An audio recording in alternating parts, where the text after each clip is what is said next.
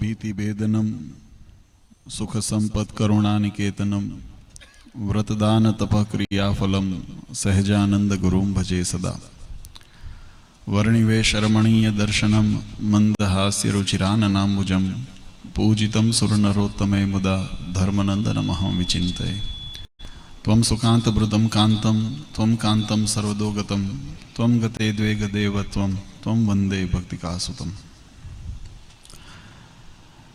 सर्व अवतारी सर्व कारण कारण अपना सौना मोक्षदाता इष्टदेव भगवान श्री स्वामीनारायण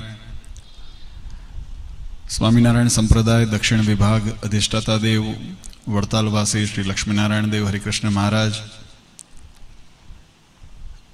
अक्षरधामना मध्यનું જેને બિરુદ પ્રાપ્ત છે એવા ગઢપુર ધામમાં બિરાજમાન સારાઈ ગઢપુર પ્રદેશના પ્રાણ સમાન ગઢપુરપતિ ગોપીનાથજી મહારાજના દિવ્ય સાનિધ્યમાં આપણા અડતાલા મંદિરમાં બિરાજમાન અર્ચાત સ્વરૂપ ભગવાન શ્રી હરિના દિવ્ય સાનિધ્યમાં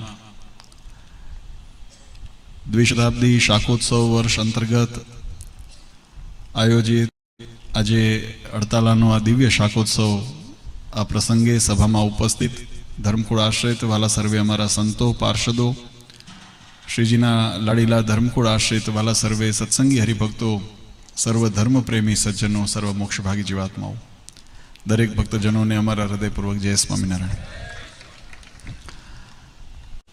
वाला भक्तों भगवान श्री हरिनी असीम कृपाथी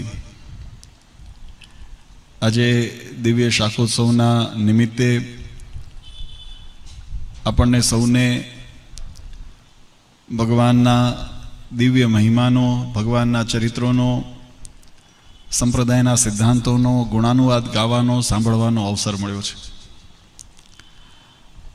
જો કે પૂર્વ વક્તાઓએ ખૂબ સુંદર સંપ્રદાયના મહિમાની સિદ્ધાંતોની આપણને વાત સમજાવી છે।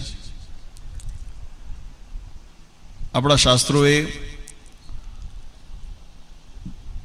जीवात्माना मनुष्य जन्म माटे अति महत्वता बतावी छे। आम तो अपनी घटमाळ ए 84 लाख योनिनी अंदर जीवात्मा पोताना कर्मने अनुसारे ए जन्म ले छे, एनु आयुष्य भोगवे छे अने आयुष्य पूर्ण थया पछी पोताना कर्मने अनुसार पुनः पाछी गति करे छे। अपना शास्त्रों ए पण बात बहुत सुंदर रीते समझावी छे कि जीवात्मा ने बे प्रकारनी गति लखी छे, एक ऊर्ध्व गति ने एक अधोगति। जीवात्मानु जीवननु स्तर एनी રહેણી કરણી एना विचारों एना कर्मों अने ए कर्मने अनुसार जीवात्मा ने प्राप्त थती फलश्रुति ए જ્યારે ઉત્તરોત્તર વધતા ક્રમમાં હોય ચડતા ક્રમમાં હોય એને ઊર્ધ્વ ગતિ કીધી છે। એનું દ્રષ્ટાંત સમજવું હોય તો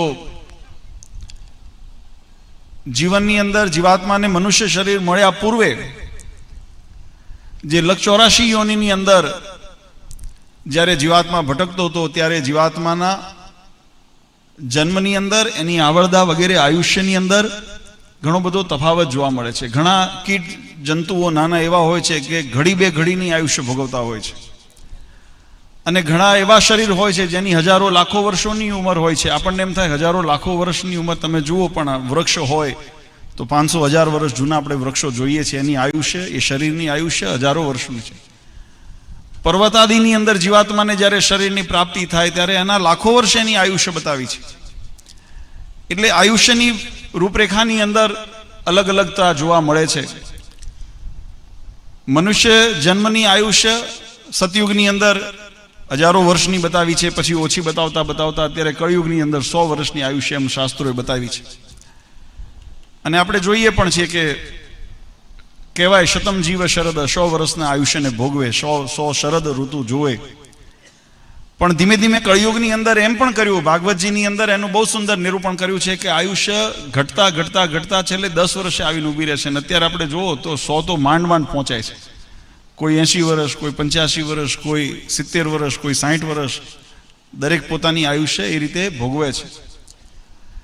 એટલે શાસ્ત્રકારોએ આ બધાનો નિચોડ કર્યો કે આ બધા આયુષ્યની અંદર મનુષ્યનો જન્મ, એની અંદર જીવાત્માને ઉર્ધ્વગતિની પ્રાપ્તિ થાય. હવે ઉર્ધ્વગતિની પણ રૂપરેખા જોઈએ તો પૂર્વ જે જન્મો થયા છે એની અંદર ઘણા બધા એવા સૂક્ષ્મ કીટ જંતુઓના, કીટ પતંગાના, અથવા તો કોઈ એવા જેને કહેવાય કે પ્રાણીની અંદર, પશુની અંદર એવી યોનિની અંદર જન્મ મળ્યો હોય કે જેની અંદર તુચ્છતા છે, અને એમાં જ્યારે કોઈ એવો યોગ થયો હોય, કોઈ ભગવાનના દર્શન થયા હોય, ભગવાનના શબ્દો કાને પડ્યા હોય. દાખલા તરીકે દ્રષ્ટાંત આપું, કોઈ માનો કે શ્વાનનો અવતાર આવ્યો છે, કૂતરાનો અવતાર આવ્યો છે. હવે કૂતરાના અવતારની અંદર તો જીવાત્મા શું સત્કર્મ કરી શકે, શું પુણ્યકર્મ કરી શકે? પણ આપણા સંપ્રદાયને એવા પ્રસંગો લખાણા છે. મહારાજે બળદના કલ્યાણ કર્યા, શું કહીને કે મારા સંતોના ગાડે જોડાણા હતા. જ્યારે સામયું થયું ને મારા સંતોના વેલમાં જોડાણા હતા, એટલે મહારાજ કે કલ્યાણ. તો એવા યોગે કરીને જીવાત્માની ઉર્ધ ગતિ થાય. કહેવાની પાછળનો ભાવાર્થ વાલા ભક્તો કે કૂતરાના, શ્વાનના અવતારની અંદર જીવાત્મા છે, પણ કંઈક ભગવાનનો પ્રસાદ કોઈએ એમ ગ્રહણ કર્યો હોય, અડધું એંઠવાડું આપણે જૂના ફેંકવાના ઘણાને આદત હોય, ફેંક્યો હોય ને કદાચ યોગ થઈ ગયો, તો જાણે અજાણે જીવાત્માને પણ જો ભગવાનના એવા પ્રસાદોનો, એવા ગુણનો, દર્શનનો યોગ થાય, મહારાજ નીકળ્યા હોય ને ઘણા દર્શન થઈ જતા હોય, ભાવે કભાવે પણ, તો એવા યોગે કરીને ભગવાન એ જીવાત્માને ઉર્ધ્વગતિ કરાવે. હવે એમાં બે પ્રકાર છે. એક ઉર્ધ્વગતિ એટલે સીધી ધામની પ્રાપ્તિ થાય. મહારાજ જીવાત્મા ઉપર અતિ રાજી થઈ ગયા, અતિ પ્રસન્ન થઈ ગયા, તો મહારાજ એને અક્ષરધામ પણ આપી દે.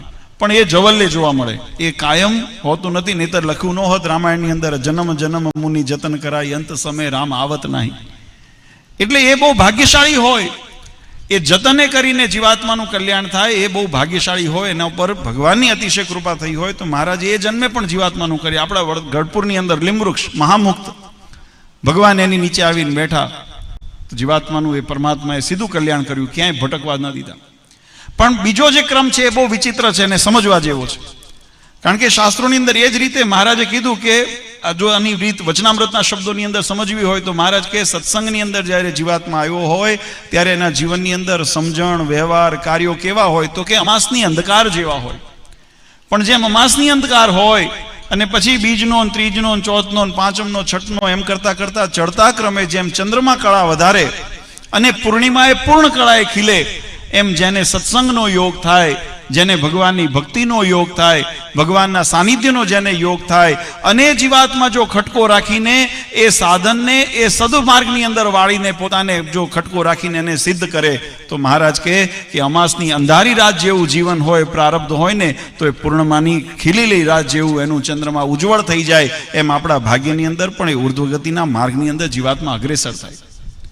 પણ ઘણા એવા ભાગ્યશાળી ન હોય, ઘણા એવા અભાગ્યા હોય, એને પૂર્વે કરેલા સત્કૃત્યના પરિણામે આવો દિવ્ય સત્સંગ મળ્યો હોય, ભગવાનનું સાનિધ્ય મળ્યું હોય, ભગવાન ઓળખાણા હોય, પણ પોતાનો હઠાગ્રહ, પોતાનો સ્વભાવ, પોતાની કુમતિ, પોતાનો કુસ્વભાવ, પોતાની અંદર રહેલા અંતરશત્રુઓ, એનાથી જો સાવધાન ન રહે ને ખટકો ન રાખે, તો મહારાજ કે પૂર્ણિમાની ખેલેલી ચાંદ જેવો એનું ભાગ્ય હોય ને, તો એ ઘટતા ઘટતા ઘટતા અમાસની અંધારી રાત થઈ જાય, અધોગતિ થઈ. આ ઉર્ધ્વગતિ ને અર્ધોગતિના માર્ગની અંદર જીવાત્માને માટે જો કોઈ કલ્યાણના માર્ગે, હંમેશા તમે જુઓ કોઈને ખેંચવું હોય ને, તમે પાણી પહેલા કૂવા, હવે તો બધા સિસ્ટમો બધી જુદી થઈ ગઈ, નળો આવી ગયા, મોટરો આવી ગઈ, પણ પહેલા કૂવામાંથી પાણી કાઢતા જ્યારે બેરાઓ, અથવા તો કોઈ વખત કોઈ માણસ ડૂબતો હોય ને તમારે બહાર લેવો છે, તો રીત કઈ? સરળમાં સરળ રીત ઉપરથી ખેંચવાની, ઉપરથી ખેંચવાની. જેને ઉપરથી ખેંચો ને ત્યારે નીચેથી ધક્કો મારવા જઈએ ને તો લાંબુ ભારે પડે અને વજન, તમે કોઈ ચડતા, ઘણી વખત મકાનો બનતા, આ બધા વ્યવહારની અંદર આપણે દ્રષ્ટાંતો જોઈએ છીએ.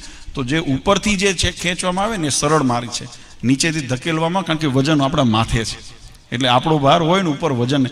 તો જેને જીવનની અંદર કર્મનો ભાર લઈને જે જીવનમાં કરે છે ને એને ચડવાનું અઘરું પડે, પણ જે કર્મનો ભાર ઉતારી અને ભગવાનનો હાથ પકડે છે ને, ભગવાન એને ઉગારી લે છે. આ મોક્ષનો માર્ગ છે.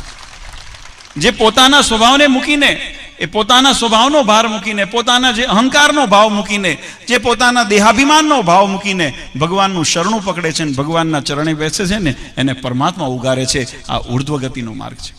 એટલે કે આપણે ખરેખર ખૂબ આનંદની વાત છે કે આપણે એવા ભાગ્યશાળી છે. જો કે સંતોએ પણ મહિમાની વાત કરી, અડતાલા ગામનો સત્સંગ અને એના સમજણ વિશે, એની નિષ્ઠા વિશે.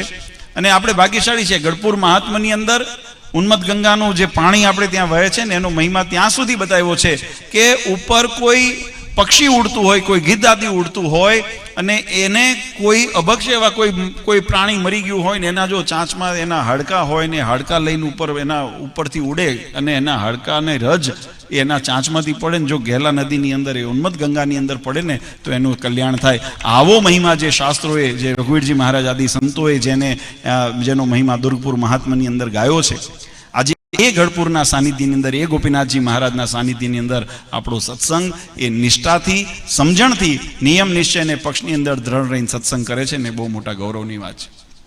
જોકે આજે ઉત્સવ આપણો શાકોત્સવનો છે અને અમે આવ્યા ત્યારે સંતો કથા વાર્તાની અંદર શાકોત્સવનો મહિમા સમજાવતા હતા. ભગવાન સ્વામિનારાયણે જે આજથી 200 વર્ષ પૂર્વે જે દિવ્ય શાકોત્સવની જે એક હેલી મહારાજે પ્રસંગ કરીને હરિભક્તોને કલ્યાણના માર્ગની અંદર પ્રસંગ એટલા માટે કરવામાં આવે, એની અંદર 2 મહત્વ એના બતાવેલા છે. એક મહત્વ કે જેના દ્વારા, જે ક્રિયા દ્વારા ઉત્સાહ જાગૃત થાય, આપણને મહિમા જાગૃત થાય. અને આ વાત બહુ સમજવા જેવી છે વાલા ભક્તો. ભગવાનનો સ્વભાવ કેવો છે?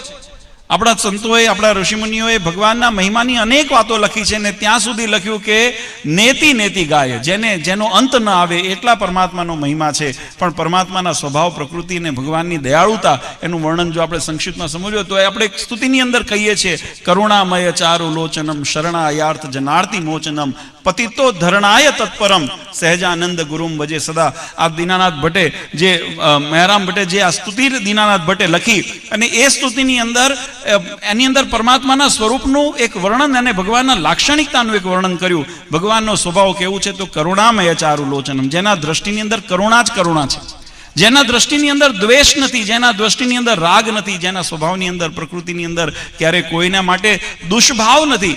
પણ આપણને એમ થાય કે ભગવાનને કોઈના માટે દુષ્ભાવ નથી તો જીવાત્માને કોઈ વખત દુઃખી કરે છે અથવા તો કોઈની એવી કસોટી લે. એનું કારણ શું છે? તો એના પણ શાસ્ત્રોએ 2 કારણ બતાવ્યા. એક બતાવ્યું કે જીવાત્માનું કર્મ એવું છે, ભગવાન તો ઈચ્છે છે કે મારે કરુણા કરવી છે, પણ જીવાત્મા એનો સ્વભાવને કર્મ ન બદલે તો એના ઉપર પરમાત્માની કરુણા દ્રષ્ટિ પહોંચતી નથી. એટલે એક એનું પ્રારબ્ધ એનું કામ કરે છે અને બીજો જીવાત્માનો અહમ કામ કરે છે, અહંકાર. જ્યારે અહંકારની અંદર જીવાત્મા હોય ને ત્યારે એને, નહીતર જ્ઞાની તો રાવણ હતો, ચારે વેદના જ્ઞાતા હતા, ભગવાન શિવનો ખૂબ મહાન ભક્ત હતો, પણ અહંકાર જો ન છોડ્યો તો રાવણને પણ ઉદ્ધારનાની અંદર, જોકે એની કથાનો પ્રસંગ જુદો છે, પણ આપણે જે વાત સમજવી છે, ભગવાનનો સ્વભાવ કેવો છે? કરુણામય ચારુ લોચનમ. ભગવાનની દ્રષ્ટિની અંદર જીવાત્મા માટે, ભક્તો માટે હંમેશા કરુણા દ્રષ્ટિ રહી છે. અને કેવી કરુણા કે આ જીવાત્મા ત્રિવિધ તાપની અંદર, જે લક 84ની અંદર ભટકે છે અને ત્રિવિધ તાપની અંદર બળે છે, એમાંથી એ જીવાત્મા કેમ મુક્ત થાય અને અમારા ધામની અંદર જે શાશ્વત સુખ છે, જે સચ્ચિદાનંદ પરમાત્માનું જે સ્વરૂપ છે ને એવું પરમાત્માનું જે ધામ છે, એ ધામની અંદર જીવાત્મા ભગવાનના સુખે અખંડ સુખ્યો કેમ થાય, એના માટે ભગવાનની કરુણા દ્રષ્ટિ આપણા ઉપર રહેલી છે. અને એ પરમાત્મા કરુણામય ચારુ લોચનમ શરણાયાર્થ જનાર્તિ મોચનમ, પોતાના શરણે આવેલા ભક્તના રક્ષાને માટે, એના મોચન એટલે રક્ષા, મોચન એટલે એને બચાવવા, એને ઉગારવા માટે, અને એવા પોતાના શરણે આવેલા ભક્તોને ઉગારવા માટે ભગવાન કેવા છે? પતિતો ધરણાય તત્પરમ. આપણે રોજ આરતીમાં ગઈએ છીએ, પામર પતિતો ઉદ્ધાર્યા અગણિત નર નારી. ભગવાનનો સ્વભાવ, ભગવાનની પ્રકૃતિ, ઉદ્દેશ પરમાત્માનો એ છે કે જીવાત્મા પામર હોય, પતિત હોય, પણ જો ભગવાનના શરણે આવે, શરણે ભગવાનને જે આવે છે જીવાત્મા, એ પોતાના શરણે આવેલા ભક્તને એ પછી એના કર્મ તરફ, એની પતિતતા તરફ ન જોવે અને એને ઉદ્ધાર કરવાને માટે તત્પરતા જેનામાં રહેલી છે, એવા પરમાત્મા આપણને મળ્યા છે. આ પરમાત્માના શરણાગતિ. એક વચનામૃતની અંદર આજે આપણે શાકોત્સવ કરીએ છીએ ને, તો આ શાકોત્સવના પ્રસંગને યાદ કરતા એક બહુ સુંદર સિદ્ધાંત આપણને યાદ આવે. મહારાજે લાવ્યાની અંદર જ્યારે શાકોત્સવ કર્યો ને, ત્યારે મહારાજે આ ઉપદેશ એટલે માત્ર પેટનો ખાડો પૂરવાનું ન કર્યું, મહારાજે પ્રારબ્ધનો ખાડો પૂરવા માટેનો પણ સાધન કર્યું. અને એટલા માટે મહારાજે ઘણા ઉપદેશોની વાત પણ બહુ સુંદર કરી. એમાં શરણાગતિનો મહિમા આપણા શાસ્ત્રોએ લખ્યો. વચનામૃતની અંદર એક જગ્યાએ મહારાજ એમ કીધું, મહારાજ કહે કે ભગવાનને, જે જીવાત્માને ભગવાનને પામવા છે, તો એની અંદર શાસ્ત્રોની અંદર ધર્મ, જ્ઞાન, ભક્તિ, વૈરાગ્ય એ એના સાધનો બતાવ્યા છે.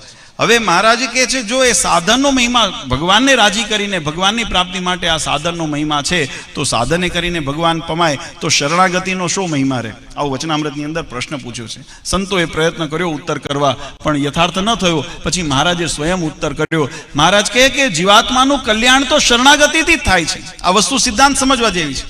જીવાત્માને જ્યાં સુધી દ્રઢ શરણાગતિ નથી, ભગવાનનું સાનિધ્ય નથી, ભગવાનને શરણે નથી આવ્યો, ત્યાં સુધી કેવળ સાધન કરવાથી જીવાત્માનું કલ્યાણ થતું નથી. પણ ભગવાનને શરણે આવ્યા એનું પ્રતીક શું, એનું લાક્ષણિકતા શું? તો કે ભગવાનને રાજી કરવાના જે સાધન છે, ધર્મ, જ્ઞાન, ભક્તિ, વૈરાગ્ય, એ સાધને કરીને ભગવાનને રાજી થાય. અને જ્યારે જીવાત્મા ભગવાનને શરણે થાય, ભગવાન એના ઉપર રાજી થાય, તો ભગવાનના રાજીપાથી જીવાત્માનું કલ્યાણ થાય છે, અન્યથા થતું નથી. આ સિદ્ધાંત મહારાજે સમજાયું. એટલે લોયાની અંદર મહારાજ જ્યારે સભા કરીને બેઠા હતા ત્યારે આત્માનંદ સ્વામી, અખંડાનંદ સ્વામીની વચ્ચે સંવાદ થયો. મહારાજ કીધું પ્રશ્નોત્તરી કરો. એટલે આત્માનંદ સ્વામી અને અખંડાનંદ સ્વામી એ પ્રશ્નાર્થો એકબીજાને કર્યા કે આ જીવાત્માને ભગવાનને રાજી કરવાના જે સાધનો બતાવ્યા, ધર્મ, જ્ઞાન, ભક્તિ, વૈરાગ્ય, એ ઉપજાનો હેતુ શું છે? કેવી રીતે જીવનની અંદર ધર્મ પ્રદાન થાય, કેવી રીતે ભક્તિ પ્રદાન થાય, કેવી રીતે વૈરાગ્ય પ્રદાન થાય, કેવી રીતે જ્ઞાન પ્રદાન થાય? ભગવાન સ્વામિનારાયણે આ સુંદર વચનામૃતના માધ્યમથી, લોયાનું 9મું વચનામૃત, આ જીવાત્માને આ સાધન, જે સાધન ધર્મ, જ્ઞાન, ભક્તિ, વૈરાગ્યનો હેતુ શું છે, આ વસ્તુ સમજો.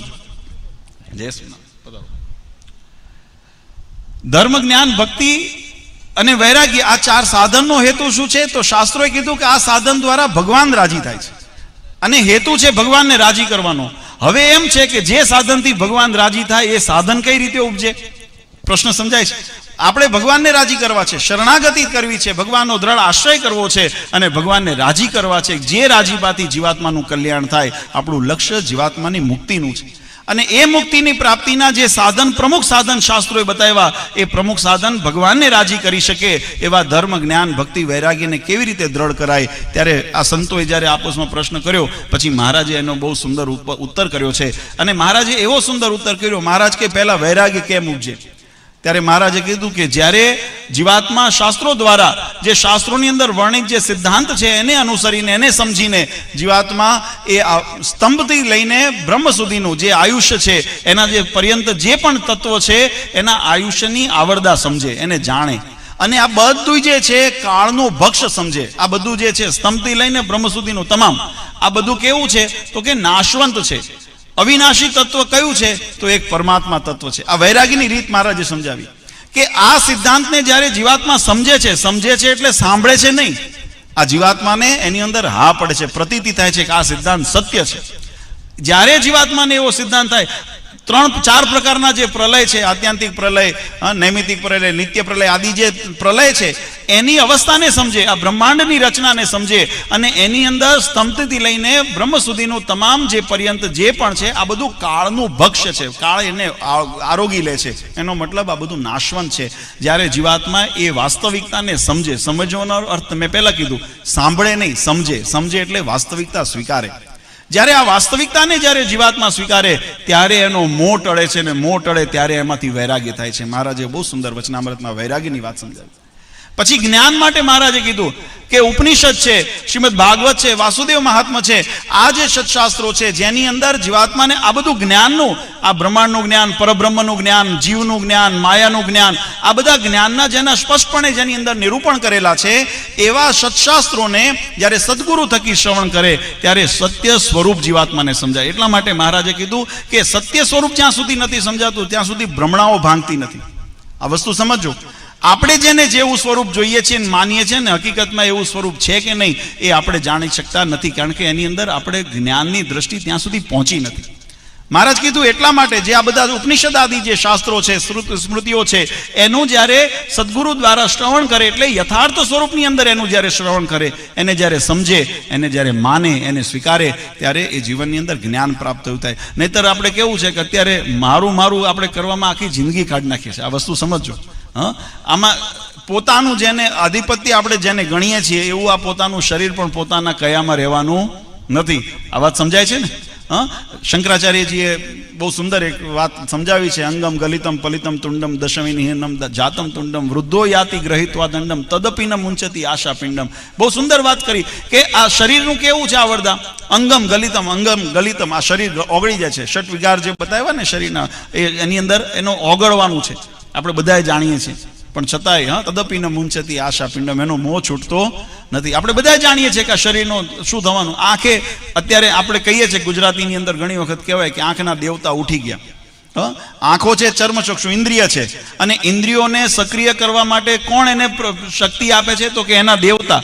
એ દેવતા દ્વારા એને શક્તિ મળે. જ્યારે દેવતા કહે પછી આંખ હોવા છતાં પણ દેખાતું નથી. આંખો તો છે ને, આંખ ફૂટી નથી ગઈ, પણ છતાંય જોઈ શકાતું નથી. હાથે પગે ચાલી શકાતું નથી. નહીં તો પગ તો છે જ, પણ ચાલી શકે કેમ? કે પછી આપણે કહીએ કે એના દેવતા ઉઠી ગયા, એની શક્તિ ક્ષીણ થઈ ગઈ. એટલે કહેવાની પાછળનો ભાવાર્થ કે આ બધું, આ બધાની વાસ્તવિકતા જ્યારે જ્ઞાનના દ્વારા સમજે, એની અંદર સત્ય સ્વરૂપ સમજે. નહીતર આપણે તો એમ જ માન્યું છે કે આ જ સાચું છે.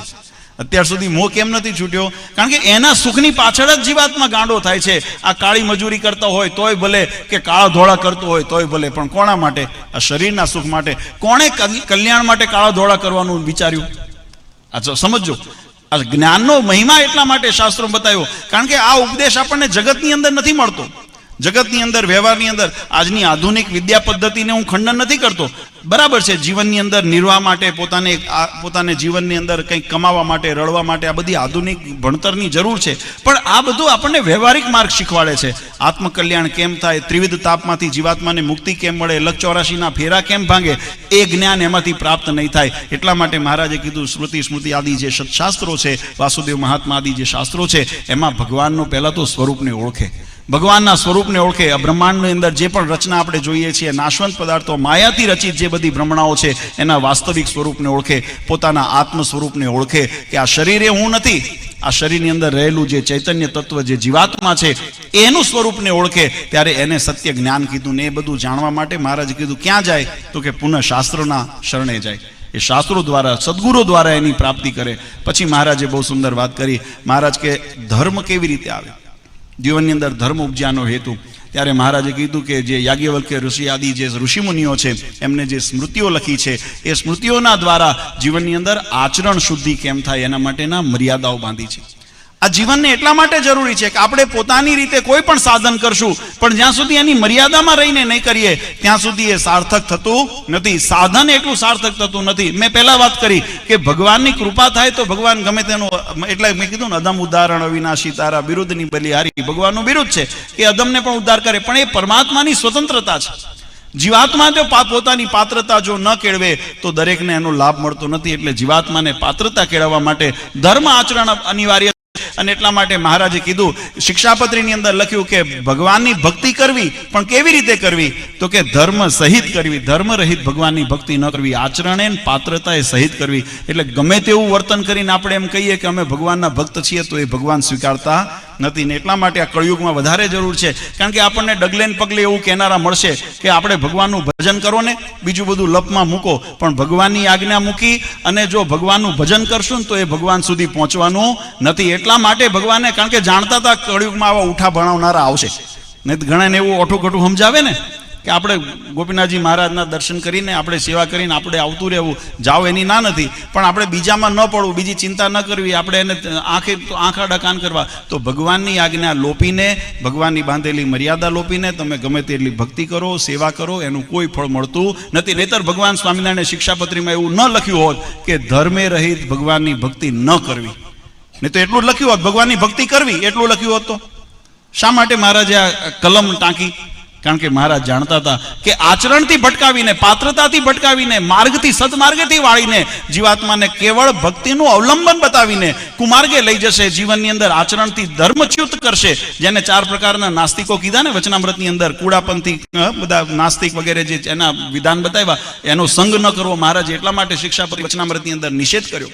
કારણ કે ધર્મ ભ્રષ્ટ કરાવે, આચરણ ભ્રષ્ટ કરાવે, વિચાર ભ્રષ્ટ કરાવે, ત્યારે જીવાત્માને અંતે ભગવાનના માર્ગથી ભ્રષ્ટ કરાવે છે. અને એટલા માટે મહારાજે કીધું કે આચરણની શુદ્ધિ થાય. એટલે અને આપણે તો ભાગ્યશાળી છે કે ભગવાન આ બધા શ્રુતિ સ્મૃતિઓ બધું વાંચવા જઈએ ને તો ઘણો જીવન નીકળી જાય. એમાં વાંચવામાં જ નીકળી જાય. અનુસરવામાં તો પેલું કહે છે ને, રાત પથારી કરવામાં જાય પછી હુવાનું મળે નહીં. એટલે મહારાજને ચિંતા થઈ. એટલે મહારાજે બહુ સરળ કર્યું આપણને. મહારાજે આ બધા શાસ્ત્રોનો ને બધા એનો મહિમા જે હતો ને, જ્ઞાન માટે, વૈરાગ્ય માટે અને આ ધર્મ માટે, આ બધી શ્રુતિ સ્મૃતિ ઉપનિષદ વગેરેના જે સાર હતા ને, એ મહારાજે સંક્ષિપ્ત કરીને શિક્ષાપત્રીમાં લખી આપ્યા. મહારાજ કે આનું પાલન કરે, એ પાલયંતી મનુજા સત્શાસ્ત્ર પ્રતિપાદિતાન સદાચારાન સદા તેત્ર પરત્ર ચ મહાસુખા. મહારાજ કે આ બધાનો સાર અમે નિચોડ કરીને શિક્ષાપત્રીમાં લખ્યો છે. આ શિક્ષાપત્રીનું પાલન કરે ને એને ધર્મ આચરણ થાય.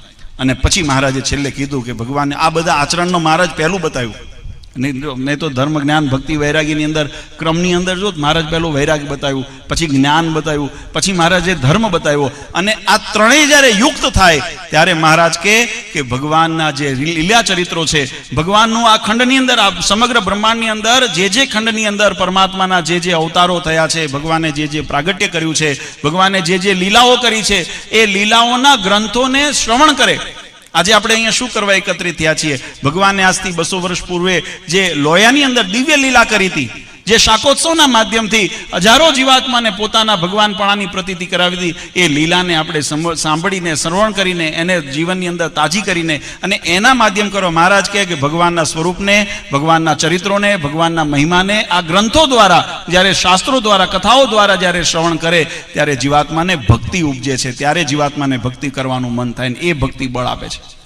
આ સુંદર સિદ્ધાંત મહારાજે વચનામૃતમાં કીધો. જોકે આજે આપણે તો પ્રસંગ છે શાકોત્સવનો, અને મહારાજે જે દિવ્ય શાકોત્સવ કર્યો, અમારે છપ્યા સ્વામી કથા કરતા હતા કે કથા આપણે ઘણી વખત સભામાં પણ આપણે પ્રવચનોની માધ્યમથી સાંભળી છે, પણ આજે પ્રસંગને યાદ કરીએ. મહારાજ કીધું ને ભક્તિ ઉપજે છે, એટલે આપણા જીવનની અંદર પણ ધર્મ જ્ઞાન ભક્તિ વૈરાગ્યને પોષણ મળે એના માટે આજે આપણે સત્સંગના માધ્યમથી આ સિદ્ધાંતોને સમજવા પ્રયત્ન કરીએ છીએ. મહારાજે જ્યારે આ દિવ્ય શાકોત્સવ કર્યો, પ્રસંગ બન્યો, સુરાબાપુને ત્યાં ચોરી થઈ અને પટારો ચોર લઈ ગયા અને હેમખેમ પાછો મળ્યો. સુરાબાપુએ સંકલ્પ કર્યો હતો કે અમે આ રકમ જે અમારી હેમખેમ પાછી આવે તો એ ભગવાનને અર્થે વાપરવી, અને એમના ઘરનાએ એમને સુજાવ આપ્યો કે આ ચોર લઈ ગયા હોત તો અડધું થોડી તમારા માટે મૂકી જાત, એ તો બધું લઈ ગયા હોત ને, તો આપણે તો એમ માનો કે આપણા પ્રારબ્ધનું બધું ગયું હતું, આ તો ભગવાનની કૃપાથી પાછું આવ્યું છે, માટે બધું ભગવાનને અર્થે આપણે વાપરવું છે. અને પછી લોયાનો શાકોત્સવ નિર્માણ થયો. આ પ્રસંગ તો બહુ આપણે કથાની અંદર શ્રવણ કરેલો છે, પણ એની અંદર જે મહત્વતા છે એ બહુ સમજવા જેવી છે. હમણાં શાકોત્સવના પ્રસંગોની અંદર એટલા માટે વારંવાર અમે આ પ્રસંગને યાદ કરાવીએ છીએ કે એના દ્વારા જીવાત્માને પ્રતીતિ થાય કે આપણને મળ્યું એ તત્વ શું છે. જ્યાં સુધી પરબ્રહ્મ પુરુષોત્તમ નારાયણનો યથાર્થ મહિમા જીવાત્માને દ્રઢ ન થતો અને મનુષ્ય ભાવ કોઈ વખત રહી જાય. આપણે ઘણી વખત ભગવાનના, મહારાજે વચનામૃતમાં એક બહુ સુંદર શબ્દ વાપર્યો છે. મહારાજ કે ભગવાનના વિચિત્ર કર્મો, આ વિચિત્ર શબ્દ વાપર્યો છે. આમ તો વિચિત્ર એટલે ન સમજાય એવું એનો અર્થ થાય, વ્યાકરણની દ્રષ્ટિએ વિચિત્ર એટલે જે ન સમજી શકાય એવું એનો અર્થ થાય. પણ વિચિત્રનો અર્થ એવો પણ કરે છે જે બે ઢંગુ હોય. વિચિત્રનો અર્થ આપણે કહીએ ને કે ભાઈ આનો સ્વભાવ વિચિત્ર છે એટલે બે ઢંગો છે, પણ મહારાજે એટલે ઘણી વખત એના શબ્દની અંદર એમ થાય ભગવાનના ચરિત્ર વિચિત્ર છે, ભગવાનના લીલાઓ વિચિત્ર છે. વિચિત્રનો અર્થ શું થાય કે જેને મનુષ્ય બુદ્ધિમાં સમજાય એવો નથી, કળી શકાય એવો નથી. તેરી માયા કા ન પાયા કોઈ પાર કે લીલા તેરી તું હી જાને. આપણા સંતોએ ને ઋષિમુનિઓએ આ બધા સિદ્ધાંતો બતાવ્યા. ભગવાનની માયાનો પાર નથી પામી શકાતો, ભગવાનના ચરિત્રનો પાર નથી પામી શકાતો. ભગવાનના સ્વરૂપને એમ તમે કહો કે માપદંડથી અમે તોલી લઈએ, માપી લઈએ, તો એ ભગવાનને માપી શકાતા નથી. એ પરમાત્માને જો પામવા હોય, માપવા હોય કે ભગવાનને રાજી કરવા હોય તો એ ભગવાનના થતા આપણને આવડવું જોઈએ. સમર્પણ આવડી જાય, શરણાગતિ આવડી જાય તો ભગવાનને માપી પણ લેવાય ને તોલી પણ લેવાય. કેમ? પ્રેમથી જ્યારે સમર્પિત. એક બહુ ભાગવતજીનો એક બહુ પ્રસિદ્ધ પ્રસંગ છે કે ભગવાનને જ્યારે તોલવાનો, એક વખત લક્ષ્મીજીને એમ થયું કે આ બધું સંસારની અંદર આ બધું વૈભવ છે ને મારા કારણે છે આ વૈભવ, અને હકીકત છે આ દુનિયામાં જે જગતનો વૈભવ દેખાય છે લક્ષ્મીજીના કારણે જ છે ને. જેની પાસે નાણાં વગરનો નાથ્યો નાણે નાથાલાલ, આ બધો વૈભવ છે એ સંપત્તિથી છે. એટલે લક્ષ્મીજીને એવું થયું કે આ બધું મારી સંપત્તિથી, મારા પ્રભાવથી આ બધું વર્ચસ્વ અને વૈભવ છે. ભગવાનને એમ કીધું કે આ બધાએ હું આમાં સંસારમાં બધું ખરીદ્યું. ભગવાન કે હું તમારાથી ન બંધું. એ તો આપણે કીધું, સંતોએ ગાયું ને કીરમાં કે ચંચળતા છોડીને લક્ષ્મીજી ભગવાનના ચરણ ચંપી કરે છે. કેમ? એ ભગવાનના શરણે રહે ને ત્યાં સુધી એ તારે એ સમજણ કહેવાય.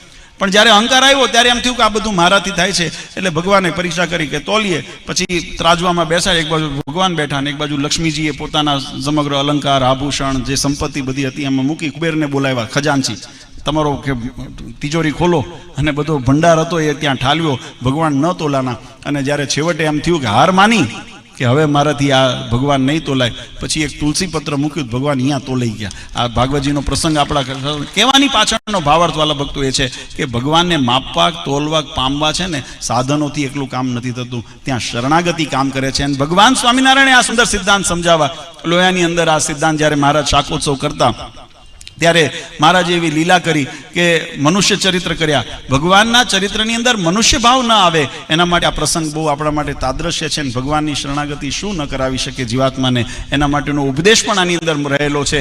જ્યારે મહારાજ શાક વગાડતા, પ્રસંગ બહુ લાંબો છે પણ આપણે સંક્ષિપ્તની અંદર એને જો સમજીએ તો મહારાજ વઘાર કરતા, પોતાના હાથની અંદર હળદર, મસાલા, રહી જીરું વગેરે લઈને ભાંડાની અંદર એટલે તપેલીની અંદર નાખે વઘાર કરે, અને એ પછી હળદરવાળા હાથ મહારાજ પોતાના ધોતીએ લૂસતા. આ મનુષ્ય ચરિત્ર. હવે જેની દ્રષ્ટિ અહીંયા પહોંચે ને, પ્રેમાનંદ સ્વામીએ બહુ સુંદર એનું વર્ણન કર્યું કે વળી વખાણું શાકોત્સવ લીલા કરી, નેણે નિરખ્યા સુંદર કરતા શાક જો. ભગવાન આવું સુંદર દિવ્ય રૂપ લઈ અને મહારાજે આવું સુંદર શાક વગાડતા હોય, આવો દર્શન તો મેં જીવનમાં પહેલી વખત કર્યા અને અમને બહુ આનંદ થયો. પ્રેમાનંદ સ્વામી આ પ્રસંગને વર્ણન કર્યો છે. એમાં લખ્યું કે હલ્દીવાલા હાથ લુવે નિજ ધોતીએ, પીળે પટ શોભે પરિબ્રહ્મજો. આ ભગવાનના દર્શન કેવા થાય કે જેમ પીળું પિતાંબર પહેર્યું હોય મહારાજે, પણ આ દ્રષ્ટિ કોની હતી?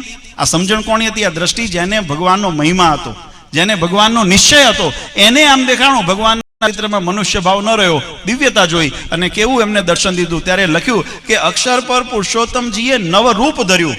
ભગવાને જે અક્ષરધામના અધિપતિ, અક્ષર પર પુરુષોત્તમ, જે અનંત અક્ષરોના જે અધિપતિ છે એવા પરમાત્મા, એવા પૂર્ણ પુરુષોત્તમ નારાયણ, એમને આજે નવરૂપ ધર્યું. પણ એકાંતિક મહામુનિ સમજે મર્મજો. આ કોણ સમજી શકે? એકાંતિક હોય, મહામુનિ હોય, જે ભગવાનનો દ્રઢ નિશ્ચય, એ આ મર્મ સમજે. પામર જીવાત્માને ન સમજી શકાય. એટલા માટે વાલા ભક્તો, મહારાજે જ્યારે આ દિવ્ય ચરિત્ર કર્યું, બન્યું એવું કે અમારે ચરોતર બાજુથી કાશીદાસ, કામદાસ વગેરે પાટીદાર ભક્તો અહીંયા દર્શને આવેલા, અને આવ્યા ત્યારે મહારાજને આ સ્વરૂપના આ લીલા કરતા જોયા ને એટલે મનની અંદર મનુષ્ય ભાવ આવ્યો. અને એમ થયું કે અમને તો વિવેક નથી, અમને તો કોઈ મર્યાદા નથી, સમજણ નથી, એટલે આને ભગવાન કેમ માનવા, એમ વિચારીને પાછા વળતા હતા. મહારાજની દ્રષ્ટિ પડી અને મેં કીધું ને, ભગવાનનો સ્વભાવ કેવો છે?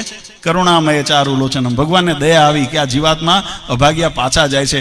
એટલે સંતોને બોલાવીને પૂછ્યું કે સંતો, કોઈ તરસ્યો હોય ને કુવા કાંઠે આવે તો એને તરસ્યો પાછો જાય કેવો કેવો? ત્યારે સંતોએ કીધું, મહારાજ એ તો અભાગ્યો કહેવાય ને. ત્યારે મહારાજ કીધું, જો આ 84 લાખ યોનિની યાત્રા કરીને અને છેક ચરોતરથી અમારા દર્શન માટે અહીંયા આવ્યા અને અમને મળ્યા, પણ અમને મળ્યા વગર પાછા જાય છે. અમને જોયા પણ મળ્યા વગર પાછા જાય છે. એટલે પ્રેમ સખી ભગવાનના સખા ભક્ત હતા, એટલે મહારાજ સાથે રમૂજ કરવાનો થોડો એમનો અધિકાર હતો. એટલે પ્રેમાનંદ સ્વામીએ મહારાજની સામું જોયું, પછી મહારાજને મીઠો ઠપકો દીધો કે મહારાજ, આમાં એમનો વાંક નથી, વાંક માત્ર તમારો છે. મહારાજે મનમાં વિચાર કર્યો કે ભાઈ, અમે તો એવું શું કર્યું કે અમારો વાંક થયો? અને ઘણા એવું અમને આવીને કહેતા હોય કે મહારાજ વાંક તમારો છે. કોઈ વખત પ્રશ્ન થતા હોય ને, કોઈ વખત કોઈ કાર્ય થતું હોય ને એની અંદર ઘણી વખત એની દ્રષ્ટિ ન પહોંચે એટલે એનો વાંક મારો. ઘણા કે બાબુજી આમ નહીં, આમ આવું. ઘણા કળિયુગ છે ને, બધા ડાપણ કરનારા જાજા હોય એમાં. એટલે પ્રેમાનંદ સ્વામી મહારાજને કે મહારાજ, વાંક તમારો છે. કે કેમ? અમે તો એવું શું કર્યું મહારાજ? કે તો કે અમે જ્યારે સંતો કથા વાર્તા કરતા હોઈએ ત્યારે તમારો કેવો મહિમા ગાતા હોઈએ, તમારા કેવા વર્ણન કરતા હોઈએ. મહારાજે 3 છોગલારી પાગ પહેરી છે, જરિયાની જામો પહેર્યો છે, અને અલંકાર પહેર્યા છે, અને આભૂષણ પહેર્યા છે, અને હાથમાં રેશમી રૂમાલ છે, અને ગળામાં ગજરા છે, અને હાર છે, અને તોરા છે. અમે આવું બધું વર્ણન કરતા હોઈએ, અને અહીંયા તમે તાબેથો લઈને ઊભા છો ને, એમાંય તાબેથો લઈને ઊભા, ત્યાં સુધી તો ઠીક, પણ આ તમે શું કરો છો? જો આ તમારા હળદરવાળા હાથ તમે તમારા ધોતીએ લૂવો છો. આ મારા તમારું આ ચરિત્ર જોઈને કોણે શંકા ન થાય? અને આ તો પામર જીવ છે. આ જગતની અંદર આ જીવાત્માને જો એટલું જ્ઞાન હોત તો આ ત્રિવિધ તાપમાંથી મુક્ત ન થઈ ગયો હોત.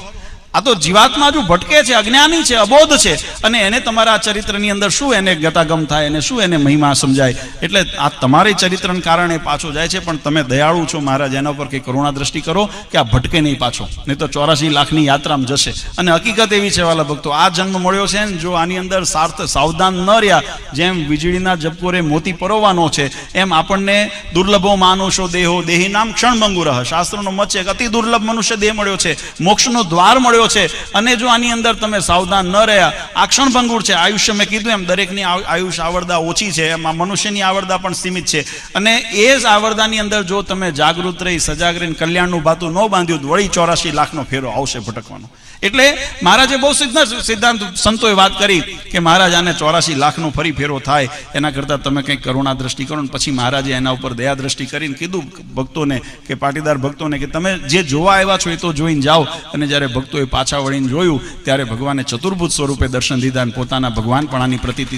ત્યારે એમ થયું કે ભગવાનના હાથમાં તાબેતો હોય તોય ભલે, ભગવાનના હાથમાં માળા હોય તોય ભલે, ભગવાનના હાથમાં ધનુષ હોય તોય ભલે, ભગવાનના હાથમાં વાંસળી હોય તોય ભલે, ભગવાનના હાથમાં ચક્ર હોય હોય તોય ભલે, કે ચતુર્ભુજ મારા સ્વરૂપ હોય, અષ્ટભુજ સ્વરૂપ હોય, કોઈ પણ સ્વરૂપે મત્સ્ય કચ્છ વરા નરસિંહ આદિ જે ભગવાનના સ્વરૂપો છે એ સ્વરૂપોના અર્થે ભગવાન કોઈ પણ રૂપે દર્શન દેતા હોય, પણ પરબ્રહ્મ પુરુષોત્તમ નારાયણ એ જ કલ્યાણના કરતા છે ને એના શરણ સિવાય જીવાત્માનો ઉદ્ધાર નથી. આવું સમજીને એ ભક્તો ભગવાનના શરણે થયા. આજે આપણે એ પ્રસંગને યાદ કરીએ છીએ, એનો હેતુ પણ આપણે સમજ્યા. મહારાજ કીધું આવા ચરિત્રો દ્વારા ભગવાનનો મહિમા સમજાય ત્યારે ભક્તિનો ઉદય થાય જીવનની અંદર. આપણા જીવનની અંદર પણ ભગવાનને પ્રસન્ન થાય. અને મહારાજ કીધું ભગવાનને રાજી કરવાના સાધન છે, પણ એમાં સર્વશ્રેષ્ઠ સાધન હોય તો ભગવાનની ભક્તિ છે. તો એ આવા ચરિત્રો દ્વારા, આવે લીલાઓ દ્વારા જીવાત્માને દ્રઢ થાય અને ભગવાનની ભક્તિ ઉપજે. એટલે ખરેખર આપણે બધા ખૂબ ભાગ્યશાળી છીએ કે આજે આપણને દ્વિશતાબ્દી વર્ષ છે. આમ તો વર્ષો વર્ષ આપણે નાના મોટા શાકોત્સવ તો થતા જ આવ્યા છે સંપ્રદાયની પરંપરા પ્રમાણે, પણ આ વર્ષે 200 વર્ષ હતો અને બધા ભક્તોનો ભાવ હતો. અને અમે પણ આયોજન બધાને એવી રીતે ગોઠવ્યા, કારણ કે ઘણા બધા ભક્તોના આમંત્રણ આવ્યા કે બાપુજી અમારે શાકોત્સવ કરો, અમારે શાકોત્સવ કરો. બધી જગ્યાએ પહોંચી વળાય એવું નહોતું, એટલે અમુક પસંદગી કર્યા. અને એમાં અડતાલાનું નામ નહોતું. હકીકત એવી છે, અડતાલાનું નામ એ યાદીમાં નહોતું, પણ તમારું ભાગ્ય બળવાન હતું. હકીકત આ તમને સત્ય કહું છું કે હમણાં સ્વામીએ, કોઠારી સ્વામીએ વાત કરીને, યાદરસી ભાવના તાદરસી સિદ્ધિર ભવતી. તમારી ભાવના ઊંચે હતી એ નક્કી વાત છે કે બીજા અકર ચક્કરના કાર્યક્રમો હતા એની અંદર એ કંઈક આગા પાછા થયા અને આ જગ્યાનો અવકાશ પડ્યો. એમાં છપિયા સ્વામી અમારા ઉપર ફોન કર્યો અને અમને કીધું બાપુજી આપણે હડતાલાવાળાની ઈચ્છા હતી તે વખતે આપણે હા નહોતી પાડી, પણ હવે આ જગ્યા પડી છે તો આપણે એમને હા પાડીએ. મેં કીધું શુભસ્ય શીઘ્રમ, હા સારા કામમાં વિઘ્ન વિલંબ નથી કરવો, ચોક્કસ એમને તમે તારીખ આપી દો અને અમે સમયસર અમે આવી જશું. અને આજે બહુ આનંદ થયો કે અહીંયા હડતાલાના ભક્તોનો ભાવ અને આજુબાજુના જે બધા ગામના વિસ્તારના ભક્તો અહીંયા આવ્યા છે એમને ખૂબ સુંદર આજનો આ સભાનો બધાને લાભ મળ્યો. ભગવાનના ચરિત્રો યાદ કર્યા, ભગવાનના સિદ્ધાંતોને યાદ કર્યા. આપણા જીવનની અંદર નિયમ નિશ્ચય પક્ષની દ્રઢતા થાય. આપણા જીવનની અંદર ધર્મ, જ્ઞાન, ભક્તિ, વૈરાગ્યને પોષણ મળે અને સૌથી વિશેષ ભગવાનનો રાજીપો આપણા ઉપર ઉતરે એવું આપણે જીવન જીવીએ, એના માટેનું આ સભા નિમિત્ત બને અને આપણા જીવનની અંદર એવી પ્રેરણા બળ પ્રાપ્ત થાય. એવા શુભાશયથી જ્યારે આજે આયોજન થયું છે ત્યારે આ પ્રસંગની અંદર નામી અનામી, નાના મોટા તમામ ભક્તો, ચાહે યજમાનો હોય, સ્વયંસેવક હોય, ગામના હોય, પરગામના હોય, જે ભક્તોએ આ મહોત્સવની અંદર લાભ લીધો એવા તમામ ભક્તોને ભગવાન હરિકૃષ્ણ મહારાજ, ગોપીનાથજી મહારાજ ખૂબ સુખિયા કરે અને આ એમના સેવાનું ખૂબ શુભ ફળ આપે એવી ભગવાન શ્રી હરિના ચરણારીમાં પ્રાર્થના કરી. વિશેષ સમયને લેતા બહુ આનંદ થયો. અમે આવતા હતા ત્યારે કોઠારી સ્વામીને યાદ કર્યા. મેં કીધું આપણે અહીંયા આગળ કથા વખતે આવ્યા હતા ત્યારે પછી આ કદાચ પ્રસંગ મોટો આયોજન સભાનું પહેલી વખત થયું છે, પણ અમને પણ બહુ આનંદ છે.